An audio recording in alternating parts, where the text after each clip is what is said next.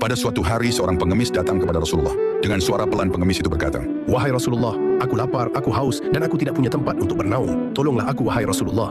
Rasulullah pun tersenyum lembut saat mendengar keluhannya. Lalu Rasulullah masuk ke dalam rumahnya dan memeriksa perbekalan yang ada. Namun ternyata di rumah beliau pun tak tersisa makanan sedikit pun. Lalu istri beliau, Sayyidah Aisyah berkata, "Demi Allah, wahai Rasulullah, tidak ada lagi yang tersisa di rumah ini selain air." Mendengar itu, Rasulullah pun tersenyum dan berkata, Wahai Aisyah, jika begitu berikanlah jubahku ini kepada pengemis itu. Lalu Rasulullah memberikan jubah satu-satunya yang beliau miliki saat itu dan menyerahkannya kepada pengemis tua itu. Rasulullah pun berkata, Ambillah jubah ini dan juallah. Dengan izin Allah, engkau akan mendapatkan rezeki darinya. pengemis itu pun terkejut dan menangis. "Wahai Rasulullah, aku datang hanya meminta makanan, tapi engkau malah memberiku pakaianmu sendiri. Sungguh aku malu kepadamu, wahai Rasulullah." Namun Rasulullah menjawab dengan lembut, Tidak apa-apa, wahai saudaraku. Barang siapa menolong orang lain karena Allah, maka Allah akan menolongnya lebih besar dari yang ia berikan. Dengan penuh syukur, pengemis itu menerima jubah Rasulullah dan segera pergi ke pasar. Sesampainya di pasar, lalu pengemis itu berkata, "Wahai para penduduk pasar, siapakah yang mau membeli jubah Rasulullah?" Orang-orang di pasar pun segera datang menghampiri pengemis itu. Seorang saudagar buta yang mendengar kabar itu, ia pun langsung memerintahkan budaknya